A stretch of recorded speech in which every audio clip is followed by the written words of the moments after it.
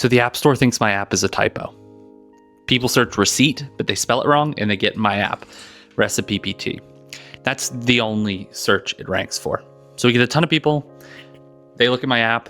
It's not a receipt tracking app, and they don't download. I struggle a ton to get downloads. My metrics are terrible, and I make $0. This is the devlog where I fix all that.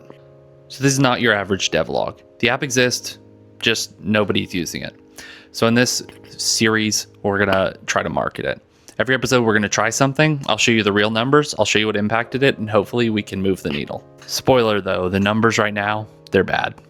The app is called RecipePT. It's supposed to be like a smarter recipe app that helps you figure out what's for dinner in a smarter way. So it takes your historical preferences, what you've eaten in the past and rated highly in the past, and combines that with maybe your preferences of the day, plus your allergies and any like hard things that you've said you really hate, and tries to find recipes that you'll actually like instead of just kind of being a recipe list that you browse forever.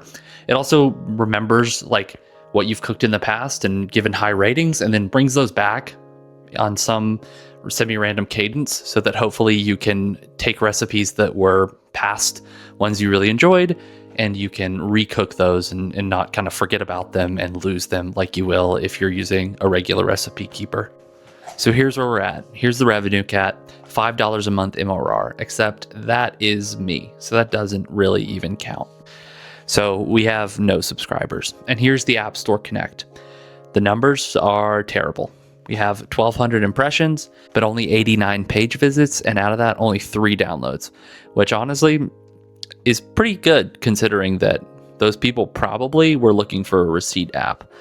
So here's the plan. We'll focus on one experiment per episode, and we'll keep trying things until we hit a little bit of a stride. The next episode will be on ASO.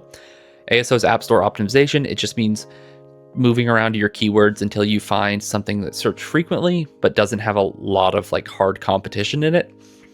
I ran an ASO tool, and what's for dinner came up as a keyword that could be winnable. So I changed my title to RecipePT What's for Dinner. That's super new, hasn't even indexed yet on the App Store. So next episode we'll update on how the metrics look for that new keyword, and we'll see if ASO helped us, gave us more impressions, maybe a better click-through rate. After that, I'm thinking about starting UGC style content, so user-generated content style content, advertising the app and posting on like Instagram, TikTok, YouTube Shorts. It's trying to get a lot of views, impressions, and market the app that way, rather than going a traditional paid route where you really don't know if your app's going to even hit a niche. So that's the goal right now. One paying user who's not me. Even one user would be super sick.